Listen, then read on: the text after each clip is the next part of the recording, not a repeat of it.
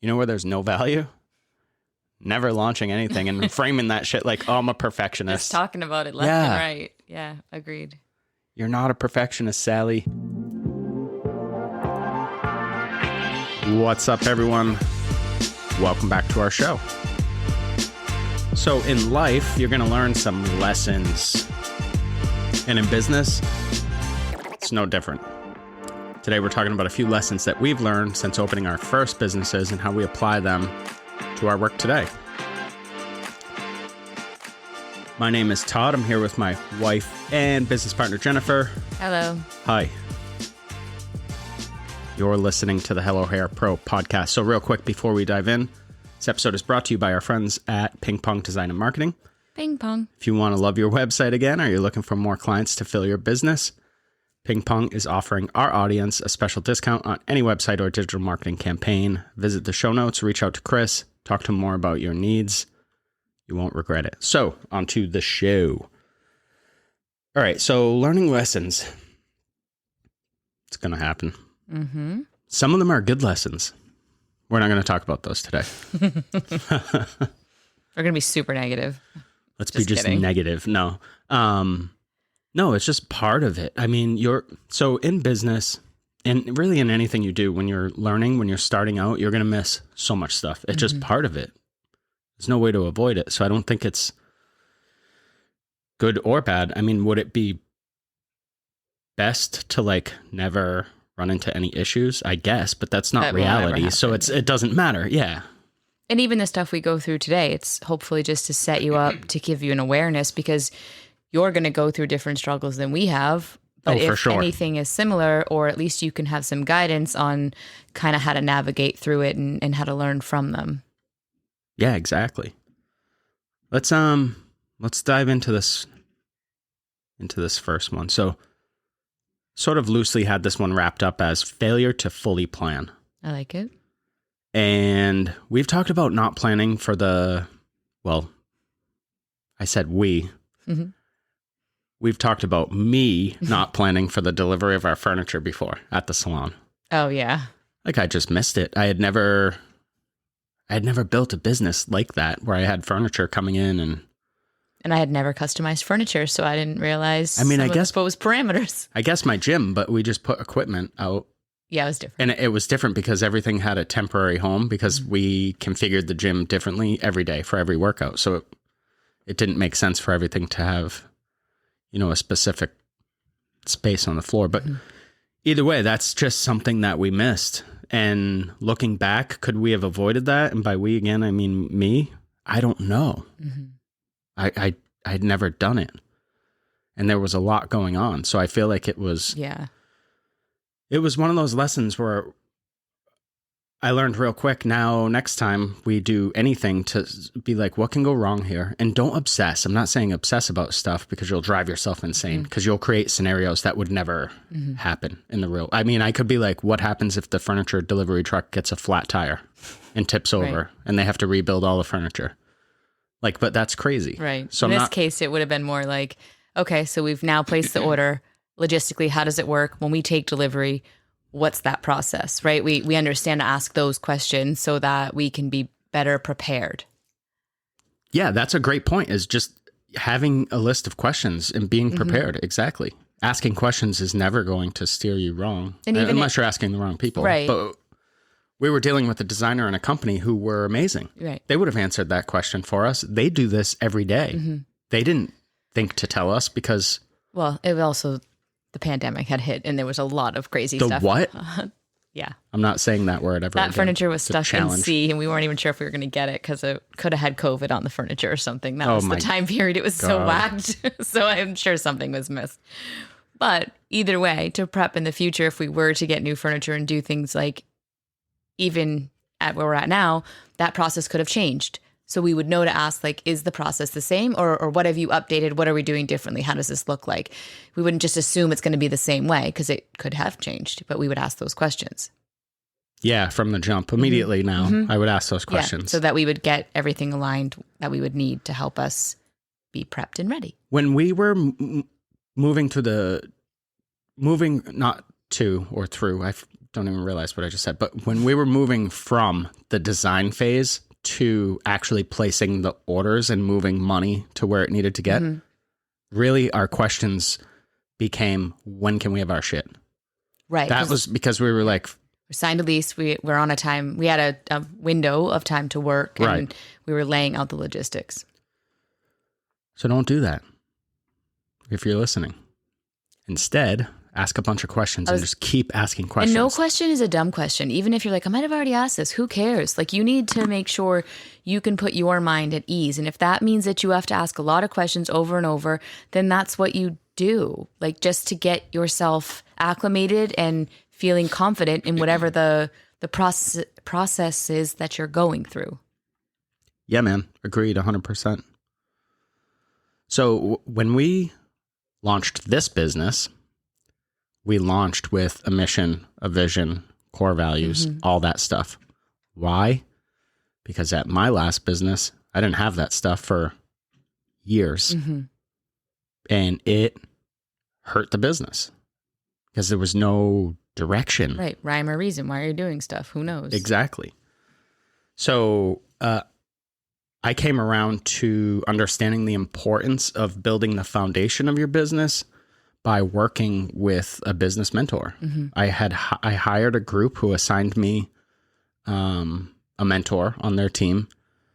And the first question was like, it might have been like, hey man, how's it go? I sort of remember our first phone call. We did video calls actually.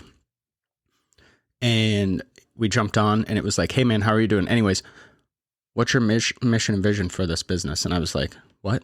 I mean, I'm doing fine. And he was like, oh yeah, I don't care about that stuff anymore. Enough small talk. Let's get to work. Right. You know, because you're paying somebody. Yeah. So they were very... To elevate your business. Yeah. And when you work with a mentor, one of the things that you're getting is speed. Yeah. Like they're going to help you focus. So you're going to... And then get you accountable for that. Yeah. You're going to have the accountability, but you're also going to have a plan and a strategy. I think we're going to touch on that in a bit, but for executing, and you're just going to execute because that's what it breaks down to, you know, having that focus. Yeah. And my first business, we had a mission, wrote it out because you're supposed to do that, probably put it on our website somewhere and never fucking look back at it and did anything with it. So you can also be the opposite of that and have a mission. We didn't have a vision or anything like that and then do nothing with it. Like it actually does. We just was like a thing we worked through to be like, you have to have a mission statement. So we will. And then never actually, it didn't resonate with what we were doing. So you didn't recognize the importance of it. No, it just was to have one. That happens. Because that made us feel like we had a business. So there's lots of things we've both learned from having business previously that allows us to operate in a better way. And we're still learning all the time. Oh, of course. Yeah.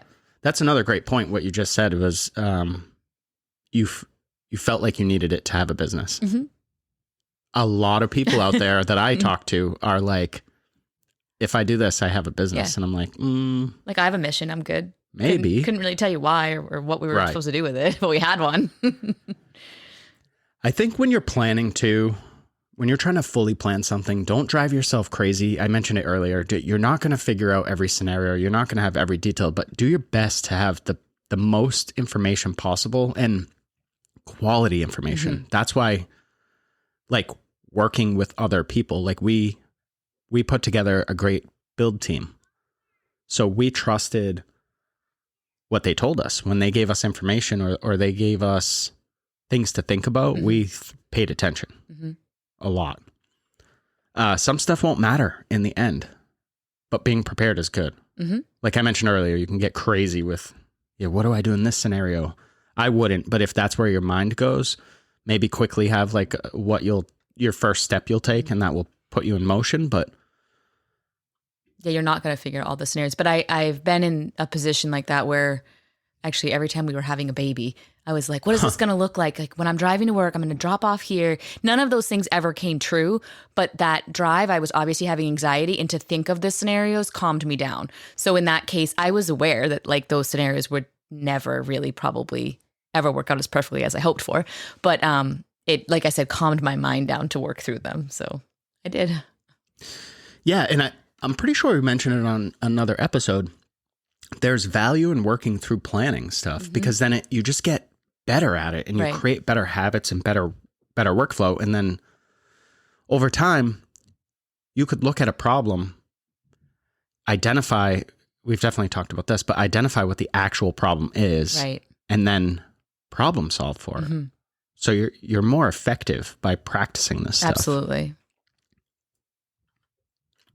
All right. Moving on. Here's another lesson that I learned. You got to take action. So the whole paralysis by analysis thing is real. I would agree. I love this one. You do? Well, I can resonate with it. I know. Yeah. I knew what you meant. So I used to never get anything accomplished because I wanted it to be perfect. Nothing's ever going to be perfect. So I learned about, MVP or minimum viable product. So you've got to get something going, So for example, if you struggle with this and you're like, whatever. I feel like we hear the word perfectionist a lot. That's an excuse, Sally. You're not a perfectionist. You're just procrastinating. Like you're just putting stuff off.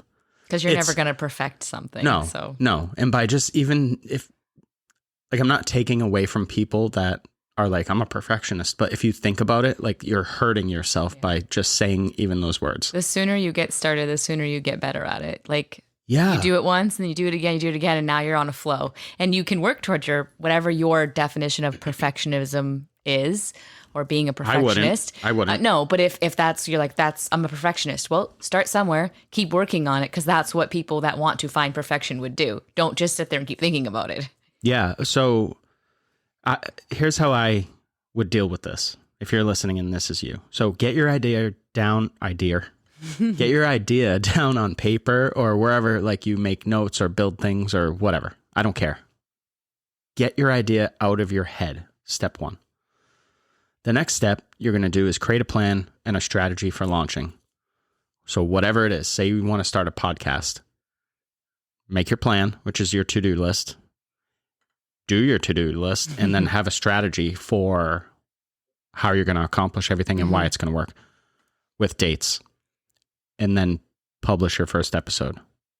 It's going to suck. I just wrote a blog post about this today, actually, challenging people to just take that first step.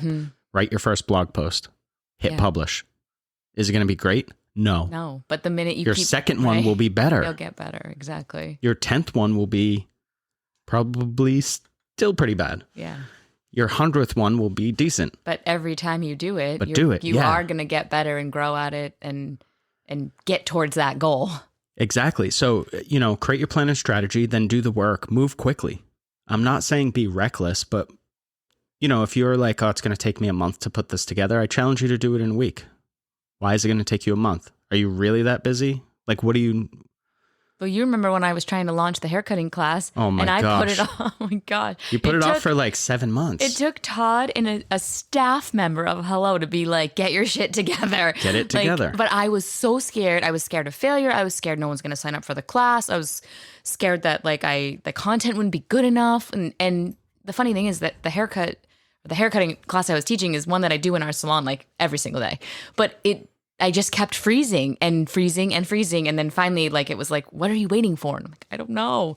And none of those things happened. People came to the class. It was amazing. Everybody loved it. They couldn't wait for the next one. But I was in the way of myself. So after moving quickly and launching, I was going to say get to assessing. But then Jen, I feel like you kind of took over. No, I don't care. It's great. It's great stuff. Yeah. And the assessing comes in because if you really want to, so if you're claiming you're a perfectionist, then prove it, I guess, right? I'm calling you out. So what are you doing to get better at it? Because they say practice makes perfect, which is BS. It doesn't, it doesn't, but okay. But repetition, there's value there. Yes. And just starting, there's value there. The most, I think, to just start it. I used to write like dozens when I had my gym. Dozens. Actually, before I had my gym, I wrote a newsletter, like a paper newsletter that would get printed out for another gym. And I would write probably dozens, I would say, at a time. I would have these like sort of half blogs or half articles or whatever you want. I never quite got around to publishing anything because I would rewrite these things freaking 19 times a piece. So if you're looking at 15 times 19 such a waste of time. Oh my gosh, it was such a waste of time because nobody cared. No. They just get out some information. The information was fine. Yeah. Oh, I'm sure. Again, we get in our own way. Yeah. So there's a lot of value in being first. And again, not reckless, but being first, there's value there. Mm-hmm. There's a lot of value in improving something, which you can do along the way. Mm-hmm. There's value in accomplishment and achievement. You know where there's no value? Never launching anything and framing that shit like, oh, I'm a perfectionist. Just talking about it left and right. Yeah, agreed. You're not a perfectionist, Sally. And, I used this term before. What do you know? I don't. I do know. All right. I love it now, so I use it all the time. There's the judgy McJudgers. They're judging you if you launch your shit, if you don't, if you're talking about it. So you might as well back up the talk and at least look at them and be like, well, what have you done? Like, just do it. You're going to get judged either way, no matter what. And you got to get over that. And just like surround yourself with the people that lift you up and are like, you're doing a good job and are honest with you. Like, you're doing a good job, maybe work on X, Y, and Z, but you just got to get going. I believe that is one of the negative things that comes along with perfectionism. If you look at it as like a mental state, or I don't know how I don't know if it's like an illness or anything, but I know that with perfectionism, you get things like anxiety and what's the term for it? Like being judged, like by others. Like there's a fear of being judged. You're probably being judged either way.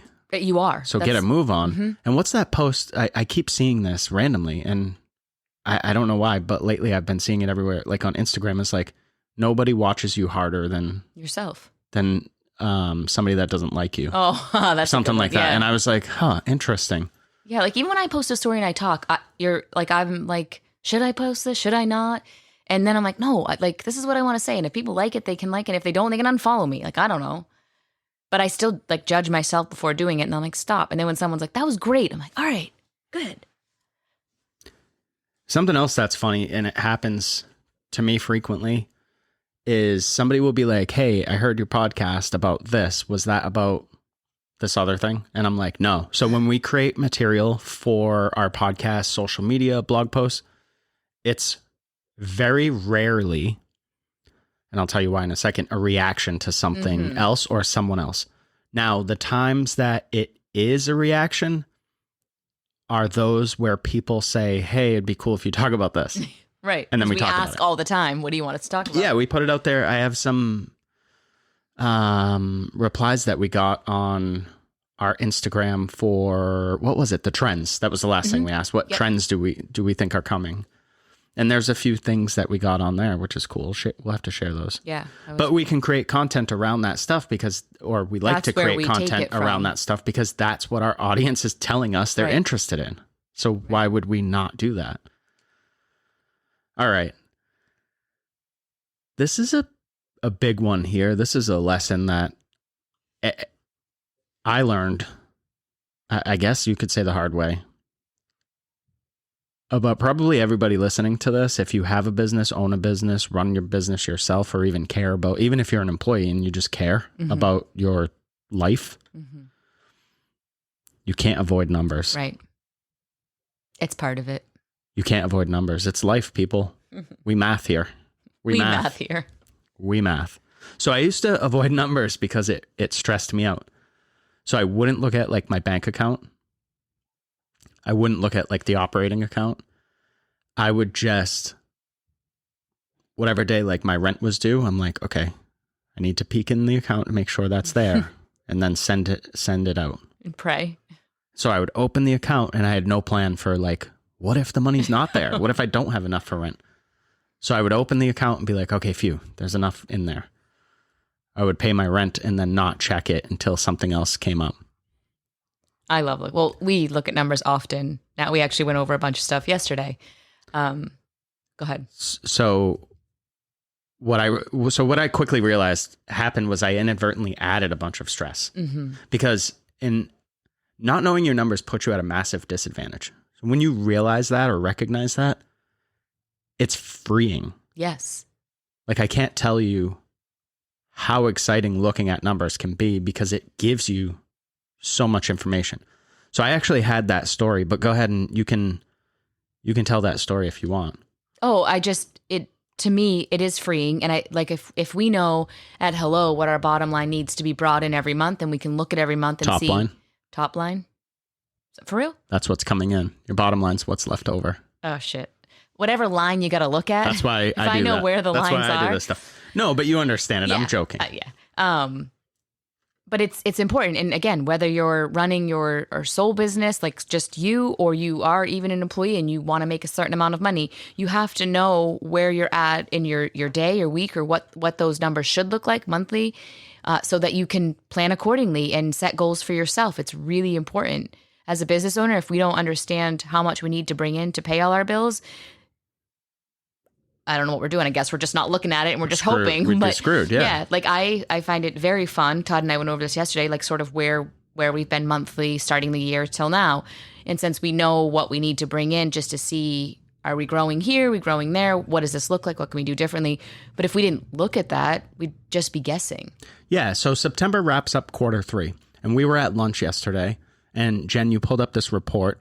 And it was a monthly breakdown. Mm-hmm. And you can do this for whatever, but it monthly works well for our conversation that we were having. So we looked at the trends, over the last few quarters. And we were like, okay, this month was a little down. Why? Because it's not always bad if it's down. Not understanding why it's down is bad. Mm-hmm. Or not being able to figure out why it's down, why your revenue or your sales are down is bad.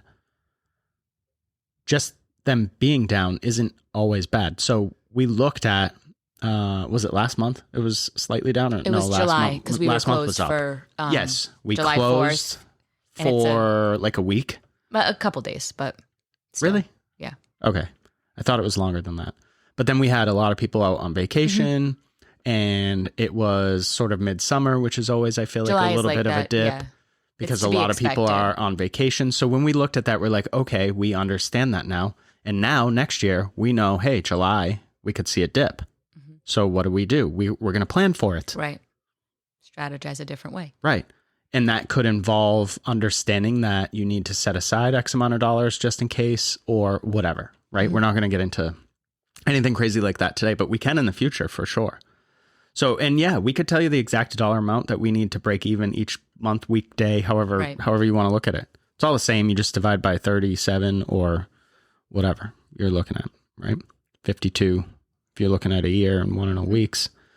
But these numbers, the sooner you can get a handle on it, and I'll tell you this, a little nugget I'll throw at you. Do it. Tell us. If numbers stress you out, yeah, you should go talk to your accountant and they'll sit down with you. That's what ours did with us. Not that they stressed us out, but some of the reports that our accountant was sending us, we didn't know how to read them. So we were just like, we got to sit down with you because we need to understand when you're sending these. We want to maximize these reports that you're sending us so we can look at them and actually do something with the information. And we were missing that. So had a meeting, sat down. If you don't have an accountant, you should get one. If you don't have one that will sit down with you like that, you need a different one. But so sitting down with him, Todd and I going over some certain things, and then it allowed us to look at our business in an even better way. But, we had a question. So why not go to the person that's helping with our business too? It just made the most sense. But if you haven't thought of that, your accountant should be somebody that you can regularly check in with and ask questions. For sure. I don't understand why people aren't leveraging that. Here's how it works. So you have and your person might be different. It could be your bookkeeper. It could be your accountant. Mm-hmm. Ours is the same. Right. It could be a financial investor or advisor rather. Yep. So we work with someone right now that has a financial advisor who's advising her on what to do to accomplish her goals in regard to money, finances. And it's great. So have that person and just reach out to them and say, hey, how do I maximize this? How do I get the most out of our relationship? I'm paying for this service and I want to get so much out of it that I can rave about how amazing you are to work with and get you more clients because that's how the world works. And don't think you're going to be a burden on your accountant or whoever that person is. You hired them. You work with them. They work with you. Yeah, you're not a burden. And if you are, just run. Just find somebody else. You know, we actually got an email following a couple months later from our accountant that was like, I wish I had more clients like you that cared about their business goals, that took advantage of the services that we offer, right, that do all these things that I know will help get your business to the level that you want it to be at and for you guys to reach your goals. Right. And that's a big deal. So yeah, definitely. Become like really freaking excited about understanding your numbers and then how you can use that information. We talked about looking ahead and predicting by looking back. Mm-hmm. You know, what do you do with that information? There's lots of stuff that you can do with that information. It's fun when you understand it. It is fun now. And, you know, I think it's looking at your numbers and getting familiar with them and really diving in and exploring what they can tell you. It's only possible if you're like honest with yourself and you're looking really hard at like every dollar that moves through your business. Right. Because you have money that's coming in, you have money that's going out. And if you're not sure where it's coming from when it's coming in, that's a problem. Mm-hmm. And if you're not sure where it's going when it's going out, that's a bigger problem. Right. And you need to know that stuff. Yeah, there's a lot to know when you're running a business, whether it's small, medium, or large. Yeah, I don't know anything about medium or large businesses, but I would agree that there's lots to learn. There's probably more. It's probably a medium amount of stuff to learn. Start where you are and start learning it. Oh boy, start where you are. You want to grow that business, you'll have a great foundation to do that. Mm-hmm. Okay, so here's another lesson that I learned. Mm-hmm. And you learned this as well, but don't try to be for everyone. Oh yeah, that one. When you have a business, that one took me a long time to learn. Yeah, so me too. Like when I opened my gym, okay, I completely skipped creating avatars, and I just rolled with the if I build it, they will come method. And let me tell you, first of all, I didn't even know what a fucking avatar was. Yeah, but that's not an excuse. You need to know. Like I didn't have a vision. So like right. my business wasn't clearly defined. Our businesses now are not like that. Correct. They are very well defined. Yes. We know exactly who we're after, exactly who we want to talk to, exactly the staff that we want to attract. Mm-hmm. Like we know everything. Now, does that mean you can't serve other clients? No, that's not what I'm saying. It just means that you're going to focus your business on finding those best clients for you. And more of them, right? Yeah. Yes. So eventually with my gym, I got around to creating these avatars. It turns out I was looking for people with disposable income. Mm-hmm. None of my marketing was geared towards that. Right. Directed towards that in any way, shape, or form. Right. So I was getting people walking through the door and then they were turning right around when they found out the price. Right. And that was a major flaw. Mm-hmm. So now, well, I had a new website built and we put the pricing right on the website. Smart play. Because then you're crystal clear. And here it is. It takes so much stress off your plate. Oh, yeah. It sort of pre-qualifies people, and I'm not being a jerk, but I think my gym started at like $120 a month. You're getting training, personal training. I think there's a lot of anxiety when you don't put prices on, because I know for me, sure. I always think everything's going to be way more money. Like it's going to be $1,000. It could be $100, but I don't know, and you don't have prices there. So then I'm like, well, I don't have $1,000, so I'm not even going to call. Where if they put that there, it's starting here and it could go here, and that falls within my budget. Well, now I'm intrigued, but I don't want to sit through your 10-minute spiel and then you tell me how much it's going to be, and now you wasted 10 minutes of my life because I can't afford that. So I think the more transparent you can be with pricing, the better off you are. I agree with that 100%. I had something recently, and I'll remember the second that we stop recording. Facts. But I had something recently that was I was curious about this product or service. I sincerely can't remember, but whatever. So I went on their website and I realized probably a minute in that I was jumping through all these hoops and they just weren't telling me the price. So I just got off. Yeah. See ya. I don't need it. I don't care. Mm-hmm.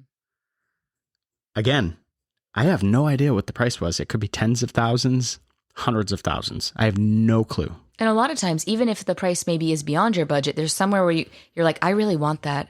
How can I make that happen? But if they're not giving you those options, I'm like you. Like I'm not giving you any more time. I'm out. See ya. No, I don't have the time to sit there and fumble around with your website, filling out my name and email and phone number. I looked at something today and they were like, get this. It was like a marketing report or whatever, something. And so they asked for my name and I'm like, okay, I'm going to go 2 steps into this and then I'm done. They asked for my name and I said, they're going to ask for my email on the next page. On the next page, they asked for my email and my phone number. No, gone. If they just asked for my email, I would have done it. But I'm like, I'm not giving you my phone number. Up front. Yeah. There wasn't enough value that they provided because I do think that's a good strategy sometimes is give things away. If you want to grow an email marketing list or whatever, give away a PDF or give away a video or give away a webinar. Sure. And in return, you get something, generally an email.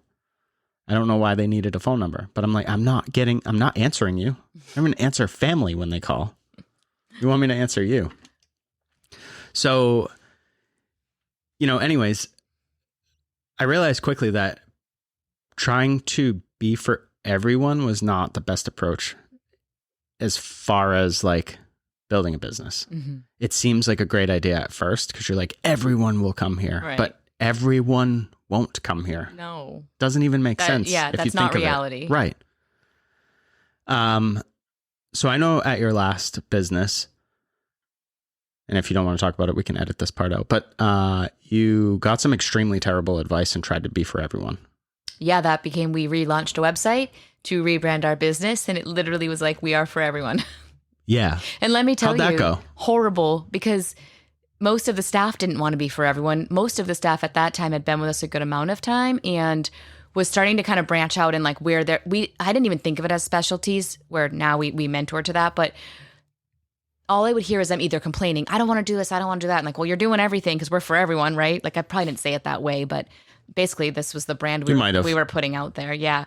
And then it didn't really allow the people that wanted to kind of specialize in the services they wanted to do because we needed to feed them all the clients wherever they wanted to go. It was a very bad business model. It actually really started the demise of the business because it kind of made everybody feel less important. There was nothing for them to shine as themselves. Gotcha. Right? And we weren't able to even understand what was happening. I just felt like everybody was complaining all the time. These are value nuggets here, people. So if you're listening, Now, if you're listening, pay attention. Yeah, you may like doing everything. That's totally fine. But I guarantee you there's services you enjoy doing more. Those are the ones you should be spending your time marketing to and those people for. You want to fill in those spaces with the other stuff. Go right ahead. That's your prerogative. But what we're getting at is, what feeds the fire in your soul? That's who you should be targeting with your marketing. For sure. So when I finally figured out marketing, and in the beginning of my business career, I actually avoided most marketing, and what I did do had very little focus. Mm-hmm. I think I touched on that already. But so eventually I came to my senses, read a lot, learned a lot, had mentors. Pumpkin Plan, all that stuff, such a right? Good one. Read that book. And so what I started to do was identify my sort of perfect seed client. Yeah. Stealing that rate from Mike McCullough's It's a great book. Now, when I realized that I was looking for somebody that was a professional who valued and appreciated time, who had disposable income, and that recognized the importance of their health and mobility and independence as they move through their life. Mm-hmm. I created a program, which I didn't create. I stole because that's how we roll. And I think it was called Couch to CrossFit. Okay. Or something like that. And it was sort of wrote on the back of like Couch to 5K was a popular one back then, really and all these things. So what happened was I focused my marketing on this program. And all of a sudden I had like 30 people in every Sunday for a month. And I did a program that guaranteed them that they could move from literally being sedentary on the couch to doing some form of exercise. Mm-hmm. Now, they're not doing pull-ups and sprinting and doing all crazy shit, but they were moving. Mm-hmm. And because I spoke to the things that they valued, like their independence and mobility and wellness as they move through their life, and I respected their time, and that was another thing that they valued was time, everything else fell into place. Right. Because I was able to talk directly to a very specific group of people. Yes. Many of them were professionals, small business owners, people in the medical field, all sorts of cool stuff. Mm-hmm. And then you got to enjoy training them or coaching them because there was a like-mindedness. They're my people. There. Those are my people. Right. Like I love talking to other business owners. Yeah. Why? Because I get it, man. Mm-hmm. I know what you're going through. Yeah, it makes it so much more fun.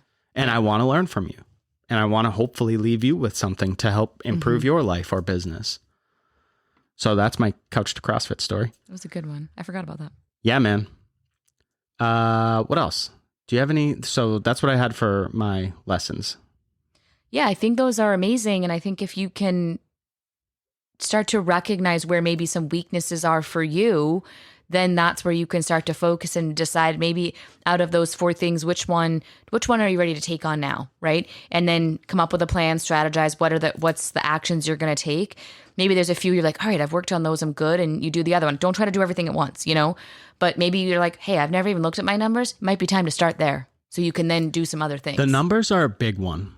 So if you're avoiding your numbers or you don't quite understand them, there's no shame in that. No, not at all. Just change it. Like, so if you don't understand your numbers and you own a business and you're hesitant because you're like, I don't want to be ridiculed for having a business and not understanding my numbers. You will be praised for even. Nobody will ridicule you. If you walk into your accountant's office and they laugh at you or something, move on because that person's a jerk. Yeah. They should want to lift you up. Yes. Yeah. Start asking the questions. You don't have to preface everything by, this might be a stupid question, I feel so dumb. No, don't feel dumb. Yeah. Feel great. Feel energized that you're taking the steps that many people won't take. To run your business like a business. Yes. Yeah. Optimize that shit. Yeah, agreed. That's a t-shirt right there too. Let's do it. Optimize that shit. And have like Optimus Prime. Stop it. Transformers? No? Okay. I didn't really care for those movies. Okay. Well, we talked about doing movie reviews or something. What did you talk about before? Now, on a recent episode, you were like, we should do like pop culture or something. I don't know. I forget what it was. I get it didn't ideas make and sense. then Maybe we should wrap this up. Actionable steps to do that. Yeah, we're gonna make s'mores with our kids. I hope you're doing something cool right now, or you have something cool planned for your day. But that is our agenda. Yes, our day. It is early evening here in southern New Hampshire, where when the sun dips, it starts to cool off slightly. Yes. So it's s'mores time. Ideal for me. I like the cold, but whatever. Here we are. Anyways, thanks for listening. If you enjoyed the show, a review would be amazing. Reviews are great. Because it'll help us get in front of more people and hopefully help them many too. That we can. Yes. And I think I said this last time, but even if you don't leave a review, we still appreciate you. Yeah, thanks for listening. Feel free to jump on our mailing list. And also keep an eye out because we have a new offer coming from Ping Pong soon. Ping Pong. Talk soon. Thank you. Bye. Bye.